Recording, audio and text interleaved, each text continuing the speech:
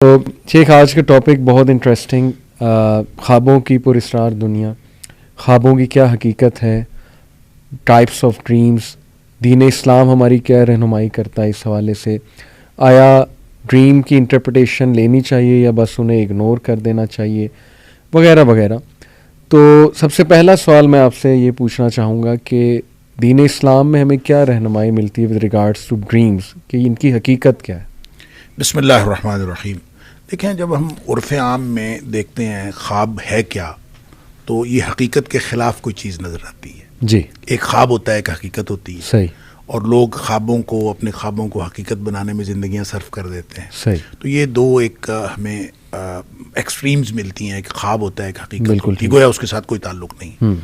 اس سے لگتا یہ ہے کہ ایک جسمانی حص ہے اور ایک روحانی حص ہے. تو یہ کوئی ایسی حص ہے انسان کی، ایک ایسی فیلنگز ہیں جو انسان جسمانی طور پر تو محسوس نہیں کرتا. صحیح. لیکن جب جسم سویا ہوا ہوتا ہے، جی، اس وقت انسان کی روح کچھ محسوس کر رہی ہوتی ہے، اس کو ہم خواب کہتے ہیں. اور نبی اکرم صلی اللہ علیہ وآلہ وسلم نے بھی خوابوں کا بڑا تذکرہ فرمایا. حدیث کے اندر بڑا جا بجا ذکر ملتا ہے. قرآن حکیم میں خوابوں کا ذکر ہے. بلکہ یوں کہنا چاہیے کہ وہ 6 خواب قرآن حکیم میں ذکر ہوئے ہیں. اچھا. 3 تو انبیاء کے خواب ہیں. جی جی. اور 3 خواب جو ہیں وہ غیر انبیاء کے، مختلف لوگوں کے. اور ان کا باقاعدہ قرآن نے ذکر بھی کیا، اس کی تعبیر کا تذکرہ بھی کیا. اچھا.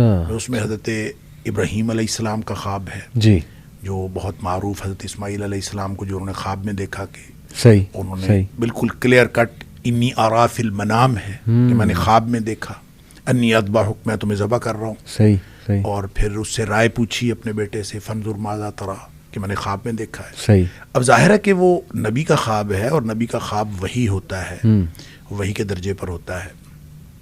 لہٰذا بیٹے نے بھی اس میں کوئی تردد نہیں کیا. انہوں نے کہا ٹھیک ہے ابا جی، آپ کو جو اللہ تعالیٰ کی طرف سے حکم ہوا ہے.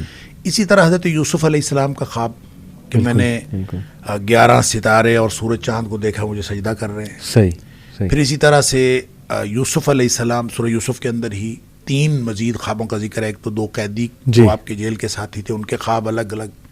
پھر اسی طرح جو اس دور کے بادشاہ کا جو خواب ہے، جو آ کے حضرت یوسف علیہ السلام سے پوچھا گیا. جی. اچھا، اسی طرح نبی اکرم صلی اللہ علیہ وسلم کے خواب کا تذکرہ بھی ہے، جو آپ نے اپنے آپ کو اور اپنے ساتھیوں کو عمرہ کرتے ہوئے دیکھا. اور نبی کریم صلی اللہ علیہ وسلم نے فرمایا کہ مجھے جو ہے وہ خواب میں یہ دکھایا گیا ہے. تو آپ پھر عمرہ کرنے کے لیے گئے، پھر حدیبیہ پہ روک لیا گیا. پھر بعض لوگوں کو یہ خیال ہوا کہ یہ تو خواب غلط ہو گیا ہے. صحیح. تو پھر اللہ تعالیٰ نے قرآن میں اس کی تصدیق فرمائی کہ یہ خواب سچا ہے.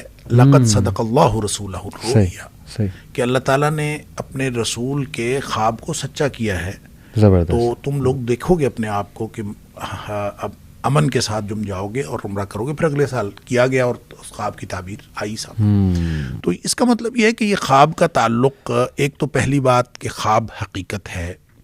دوسری بات یہ کہ اس خواب کا حقیقت کی دنیا کے ساتھ تعلق ہے، اور بعد میں آنے والی کسی واقعے کے ساتھ بھی تعلق ہو سکتا ہے، ماضی کے کسی واقعے کے ساتھ بھی تعلق ہو سکتا ہے، حال کے کسی واقعے کے ساتھ بھی تعلق ہو سکتا ہے. زبردست. البتہ نبی کریم صلی اللہ علیہ وسلم نے جو اس کی قسمیں بتائیں، جو آپ نے ذکر کیا کہ اس کی کتنی قسمیں ہیں، اس کے بارے میں نبی کریم صلی اللہ علیہ وسلم کا ایک معمول بھی تھا. صحابہ کرام کہتے ہیں کہ عام طور پہ نبی کریم صلی اللہ علیہ وسلم فجر کے بعد جب ہماری طرف نماز کے بعد منہ پھیرتے تو آپ اکثر اوقات پوچھ لیتے تھے آج کسی نے خواب تو نہیں دیکھا.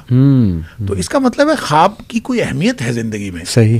تو اسی لیے آپ پوچھا کرتے تھے. پھر نبی کریم صلی اللہ علیہ وسلم یہ بھی فرمایا کہ برا خواب ہو تو آپ کسی کو نہ سنائیں، اور اگر اچھا خواب ہو تو آپ سنائیں کسی کو. صحیح. اور پھر اچھا خواب بھی جس کو سنانا ہے اس میں بھی آپ نے فرمایا یا تو کسی عالم کو یا کسی ناصح کو، کوئی خیر خواہ آدمی ہو اس کو سناؤ، یا کوئی ایسا عقل مند آدمی ہو اس کو سناؤ، یا کوئی آپ کا پیارا ہو جس آپ کے ساتھ خیر خواہی رکھتا ہو.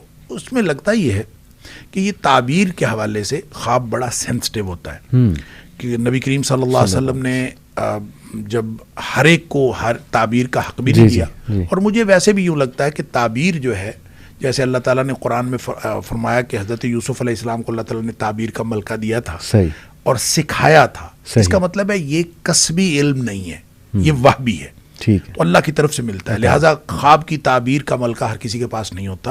کوئی شخص تعبیر کر سکتا ہے، کوئی شخص تعبیر نہیں.